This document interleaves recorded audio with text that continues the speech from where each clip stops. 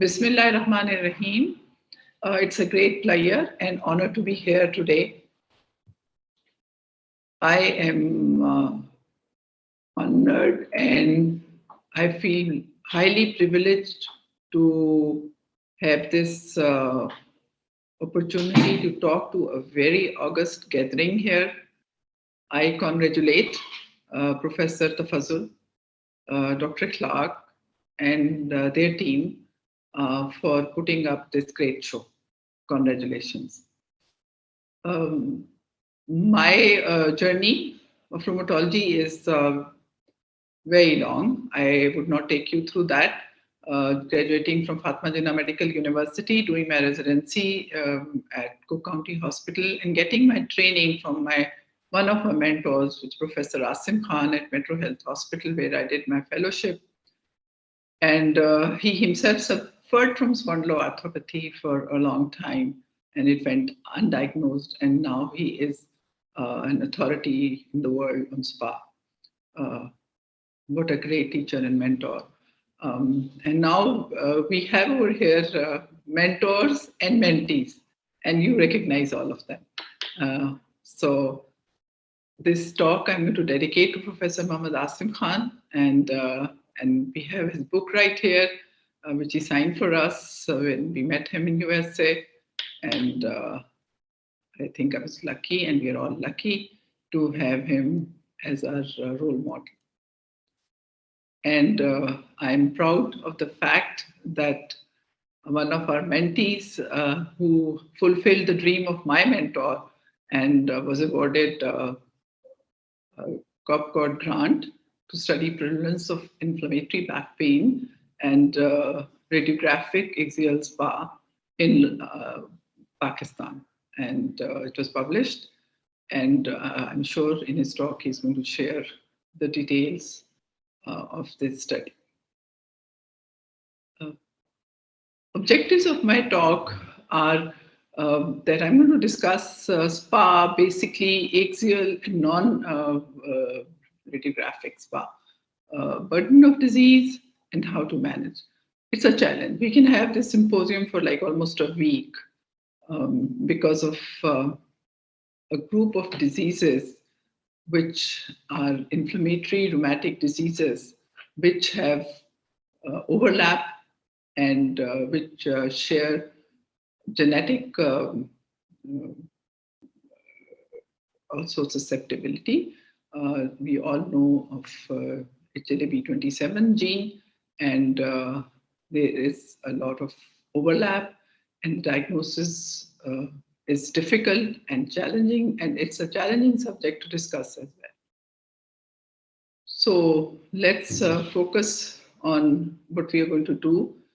So axial spondyloarthritis are going to be main focus of my talk today, but reactive arthritis, psoriatic arthritis, and arthritis associated with inflammatory bowel disease and undifferentiated or peripheral SPA will not be touched upon in detail. So axial SPA is considered as a progression from non-radiographic axial SPA. So non-radiographic stage is that when patients do have back pain, but they have an X-ray, which is the first imaging modality which is ordered to check any patient with back pain, comes out to be normal. While radiographic stage is definite sacroiliitis on X-ray.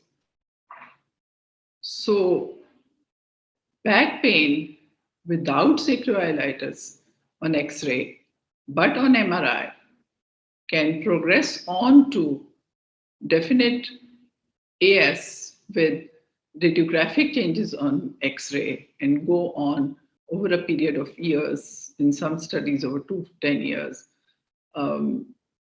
It can progress to form the typical bamboo spine. So it may be considered as a disease spectrum. I'm not going to tell the rheumatologist what's the difference between inflammatory back pain and mechanical back pain. And I hope that our fellows and trainees know that too. So when you do see a patient with back pain, you always, when ordering an X-ray, most of the time people order a lumbosacral spine X-ray, which is a conventional radiograph. But if you order an X-ray pelvis, which can show you typical radiographic findings of sacroiliitis, which, as shown in this X-ray on the right-hand side, which shows extensive sclerosis, and because of that, there is pseudodilatation of the joint. So on both sides, we see that there is damage shown on both SI joints. So this is a typical X-ray after years of disease. It's not uncommon. Non-radiographic SpA and axial SpA are in some studies, especially this prevalence study, which was done in the general population, shows similar prevalence rates. So you can see non-radiographic axial SpA and axial SpA in Germany, in Sweden, and USA. And you see that they almost have the same prevalence in there. But if you see the patients who already have inflammatory back pain and you study the prevalence of non-radiographic SpA in patients with inflammatory back pain, you would see that a great percentage of patients have non-radiographic SpA. And it varies in some studies from 10 to 35 or 36%. In this study in Asia, in patients who had inflammatory back pain, the non-radiographic SpA prevalence was 36%. So this actually is seen across the globe. So this is a journey which led to the classification of axial SpA changing over a period of time. So early 1900, we just had clinical assessment. Then in 1930s, we had an X-ray of the spine telling us that, oh, there is bilateral SI joint inflammation as seen in the X-ray. But then came the New York criteria, then modified New York criteria, and then we had the MOR criteria. Then finally, the modification of the SS criteria, which is different because the inflammatory back pain is considered as a SpA feature, which I'm going to discuss in a minute. We all know that classifications are used mostly for research purposes. And we should not try to stick to the diagnosis based on classification alone. But it does help us clinically. But we all should know that the treating physician is the best judge. I find this very important for all of us to know that on the right-hand side, we have what is known as SpA features. So I often tell my trainees that we all know that when you're taking history of SLE, you know what are the symptoms you ask for, like oral ulcers, like skin rashes, photosensitivity, hair loss. In the same way, when you see a patient who has back pain for more than 3 months and the onset of back pain is less than 45 years, then and that is not explained by other causes such as mechanical back pain or fibromyalgia, then you should go on to this history, ask all these questions because they are the SpA features. And we know that with our most of the people living below the poverty line, we would not be able to order their HLA-B27s or MRIs. So we have to be good clinicians. And sometimes just by taking a good history, you can come up with a diagnosis. So what are these? They're all listed here. And as you see that if you have a good response of the patient who's back pain with NSAIDs, or the patient has family history of arthritis or family history of SpA or SpA-like diseases like psoriasis, and that patient also has joint pains, mostly lower extremities, has dactylitis. Sometimes you have to take their socks off to see that. Heel pain patients never mentioned. An inflammatory back pain is now a SpA feature. It's not an entry criteria. The entry criteria is chronic back pain, greater than 3 months duration. So the important point to note here is that if you see a patient and you've excluded other causes of back pain, it's inflammatory back pain, then you do the X-ray of pelvis or SI joints, and that's positive, no doubt, the patient will have AS. If patient X-ray is totally normal, then we have to figure out, does he have SpA features or does not have SpA features? So if such a patient has heel pain, has oligoarthritis or peripheral arthritis, or patient has a history of psoriasis or history of uveitis, then you already have 4 SpA features. So you can make a diagnosis of non-radiographic SpA here because his X-rays were totally normal. But if he has 2 or 3 SpA features, then you will end up doing testing for HLA-B27 and MRI. And if they are also negative, then you will have to consider the diagnosis. So it is so very important that if the X-ray is normal, you still pursue the diagnosis. You can make a diagnosis with the SpA features. Similarly, when you're thinking that this patient's X-rays are normal, inflammatory back pain, X-rays are okay, and there's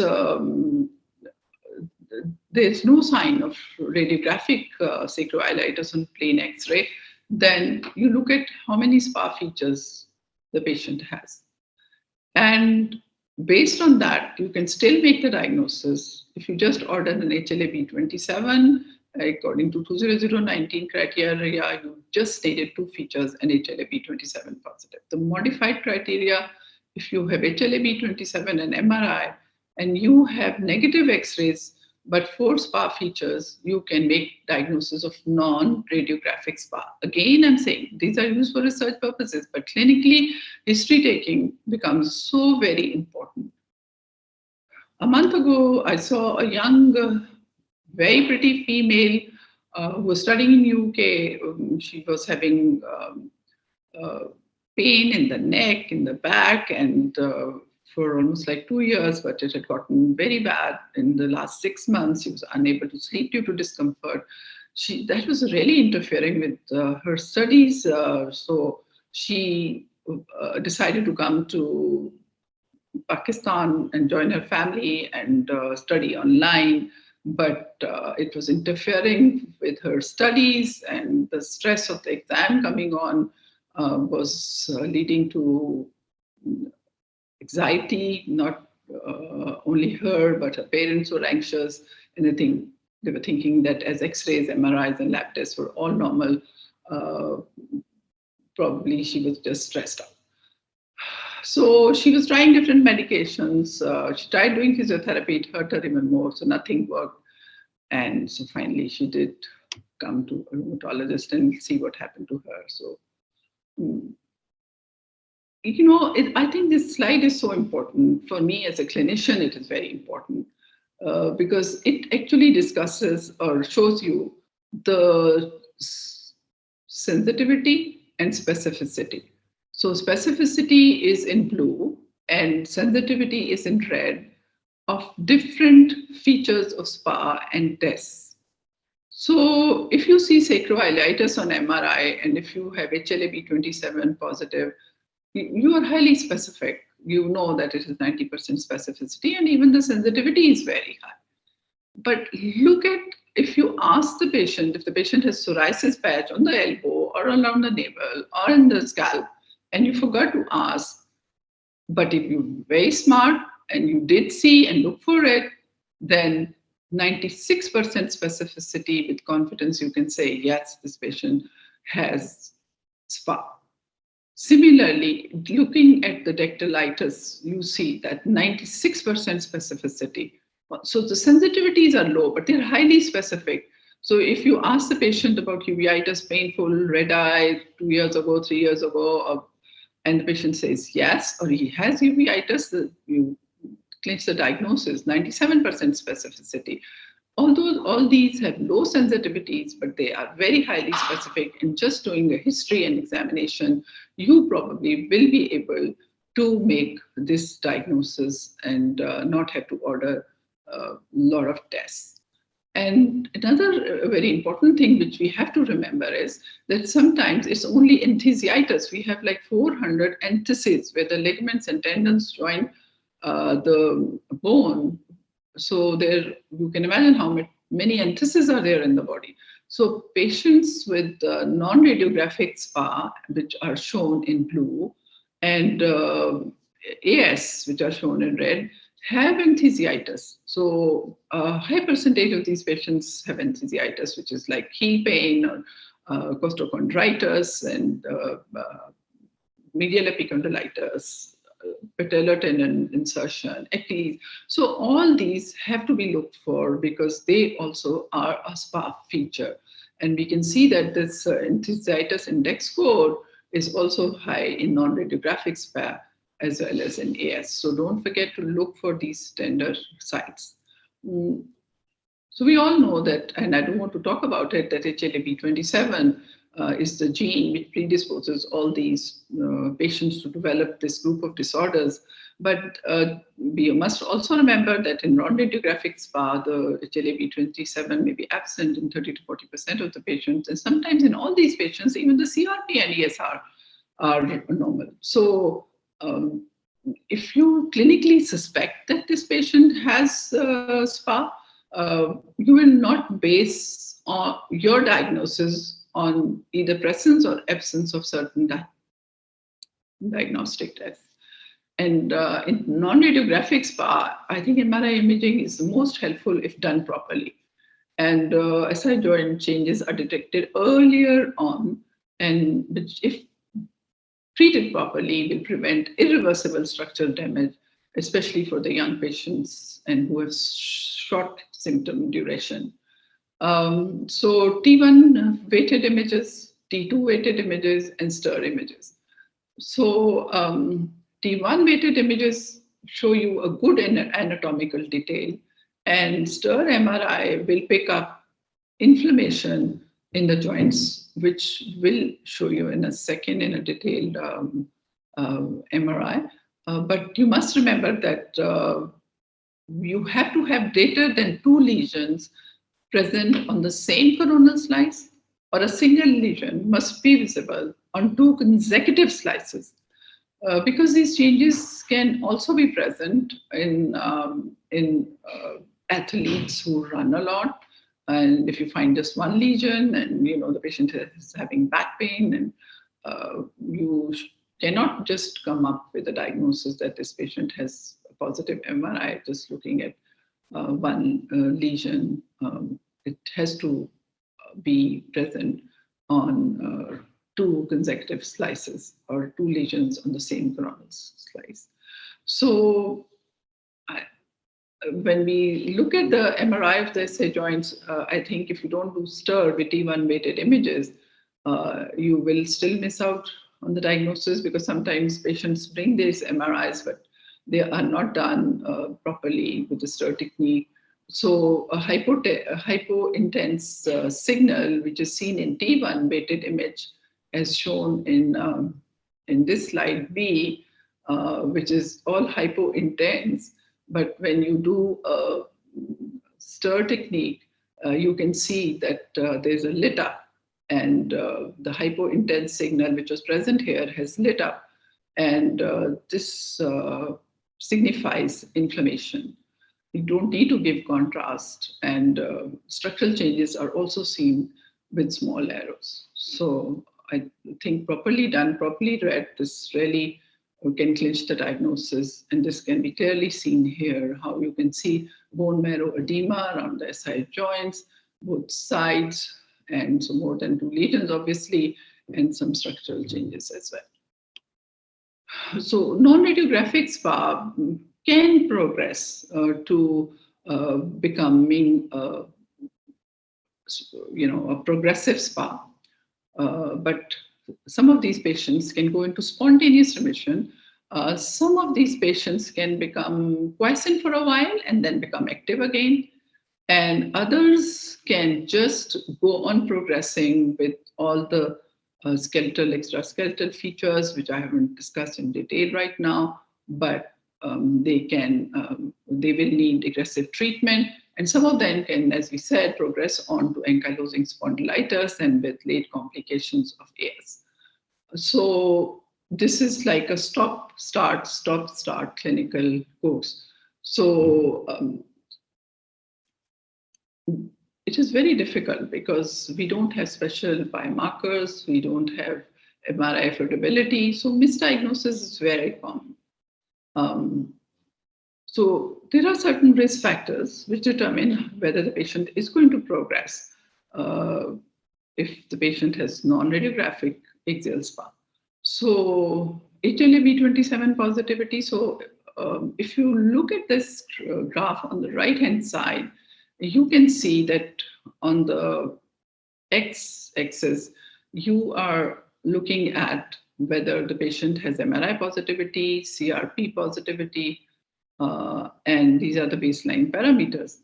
And you are looking at patients who are progressing. And you will see that on the vertical axis, the patients who have a positive MRI and who have a high CRP will progress the most.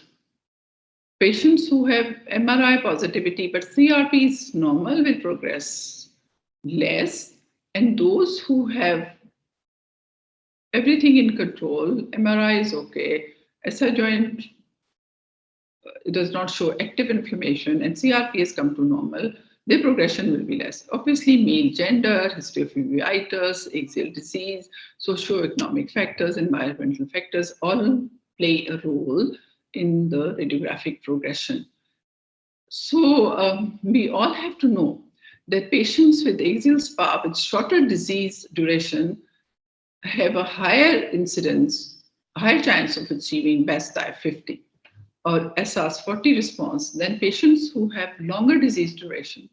So if you look at axial SPA, which is AS on the right-hand side, where we see that if patients have disease which is less than 10 years in duration, shown by blue, their chances of achieving a best dive 50 response are much higher than patients who have disease which is greater than 20 years duration.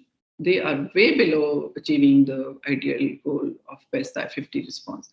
Similarly, in non-radiographic SPA, it's the same story again, that if you have less than 3 years of disease, then you have a greater chance of achieving a best dive 50 response or an SS 50 response. But if you have greater than 10 years, you can see what the response is. So we must diagnose it early, treat it early within the first 3 years. I think this is also supported by the fact that persistent high disease activity is associated with an accelerated radiographic spinal progression in early SPA. So if we look at this German cohort, which is the GASPIC cohort, so if you have an STAS of greater than 1.3, then your radiographic progression is much, much more, as shown in the top horizontal bar, as compared to low disease activity, which is at the bottom, which is low disease activity or STAS less than 1.3. The radiographic progression you can see is much less. And similarly, the same thing is shown by the proportion of patients who worsen by greater than 2 points after 2 years. So who had active disease worsen more than compared to patients with low disease activity. So worsening is very important to control, and it can only happen if we have early referral, and we should develop guidelines for early referral strategy to help patients seen first by primary care physicians or orthopedic surgeons so that they can be referred to a rheumatologist. And this is a good strategy. The references are given. So axial SpA can be assessed regularly by using disease activity indices, spinal mobility indices, physical function such as PASFI, and remission criteria. Also, we must do the quality of life check on them. And if their CRP is high, if that is settling down, if their ESR high, if that is settling down and the lesions are resolving, then probably we are on a good track. How do we treat these patients? We all know that patient education, exercise, physiotherapy, the differential, making sure that we are not missing the diagnosis, because there's other causes of back pain. It could just be an infection in the sacroiliac joint. You don't want to miss, especially in our country, spondylodiscitis, which is seen in some patients with SpA, can sometimes be confused with tuberculosis. And so we must make sure that there's no infection. We must also, in young athletes who have MRI positive, it looks like sacroiliitis or bone marrow edema on MRI, we must be able to differentiate or condensa ilia, which is seen in young females who have back pain, but they don't have spondyloarthropathies, but they just have condensa ilia, and sometimes it can be confused if you only do an X-ray of the epipelvis. So after doing all that, if you are ready to treat, then we should know what we are treating, because we know that we should know where to block the cell or the molecule which is causing that damage, and unless you know that, you will not be able to control the disease. So neutrophils, mast cells, macrophages, and all the CD4 cells, the Th17 cells, toxic cells, they produce IL-17. IL-17 then recruits more macrophages, neutrophils, and keratinocytes. And these, when it's recruited, produce all these chemokinins like IL-1, DN-alpha, CRP, MMP, and these all cause inflammation wherever they are produced. This IL-17 also causes endothelial cell proliferation, and which leads to more recruitment of IL-6 and MMP, and leads to a lot of vasodilatation. And fibroblasts are activated. They lead to matrix destruction, and then osteoblasts and osteoclasts are activated to rank ligand and MMP. They can cause bone erosion, bone proliferation, and obviously MMP also causes cartilage damage. So we can block these cells, or we can block the chemokinins which are being released. So this is a simple 2019 ACR SPARTAN guidelines. If patient, you prescribed NSAID, full dose NSAID, switch those NSAID after a few weeks, and doing exercises, patient is not improving. SPA or SRS activity is high, then you will switch them to an anti-TNF therapy. I strongly recommend that if you are starting with any DMRs, biologic, you must make sure that you're screening them for tuberculosis and you're vaccinating them before you do that. And make sure that they have had a chest X-ray, because we know that anti-TNF can cause increased risk of tuberculosis in our generation. So you can use anti-TNF. And if that anti-TNF fails, you can use another TNF. But if anti-TNF is not a choice, it has to be a combined decision by the patient. The presence of uveitis, the presence of other factors, cost obviously will be an issue. So you can use IL-17 inhibitors, or tofacitinib is available also. So non-radiographic SpA is the same. And you can use IL-17 inhibition and TNFs in them also. This was a very interesting article which was from India, which according to They study the risk of tuberculosis with anti-tumor necrosis factor therapy substantially higher in patients at racemia, and this is the reference which you should read. So these are the TNF inhibitors which can be used, which are all listed here. Then we also have IL-12 or IL-23 inhibitors, which prevent IL-23 induced production of IL-17. And then we have secukinumab and istumumab, and they specifically inhibit the IL-17 pathway. So we can use a number of anti-TNF or other immune modulators. We must also remember that the quality of life is poor in such patients if they have persistent enthesitis. And I'm not going to talk about psoriatic arthritis, but you can see that in axial SpA also, patients have constant pain in their chest wall, in their back, in their knees, in their shoulders, just because of enthesitis. And IL-17 plays a great role here. And finally, it leads to bone formation, and you can see Healy spurs, and you can see syndesmophytes. So it's very important that you know that patient is suffering because of enthesitis and not fibromyalgia, which we often think. So then you have to treat them with enthesitis. So it is also seen that once you start the patient on something, either anti-TNF inhibitor or IL-17 inhibitors, continued therapy does better than withdrawal of therapy. So patients often ask, what do we do? Should we stop it? Do we have to use it for 6 months, a year, 2 years? And honestly, I think they have to continue.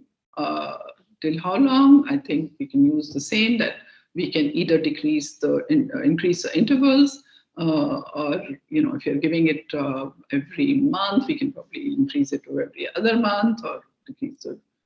That's the best way to do it.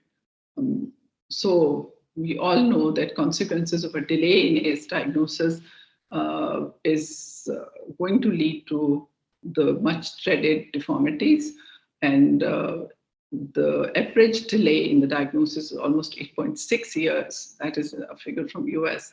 And out of these, only 32% of the patients patients do not come to a rheumatologist every day. All of us are seeing the same story. As a consequence, there's irreversible structural damage, which occurs very early in the disease. And like our patient who could not continue her study, she does not think she'll be able to function again. Mostly social relationships with friends and with family who think that she's stressed out and she's not doing enough. So I think that SpA also needs the same attention as RA. And we all know that response to pharmacotherapy is greater in patients with short disease duration. So what did our patient have? So the patient was specifically asked for any heel pain, and yes, she had heel pain. She had costochondritis, which was very painful.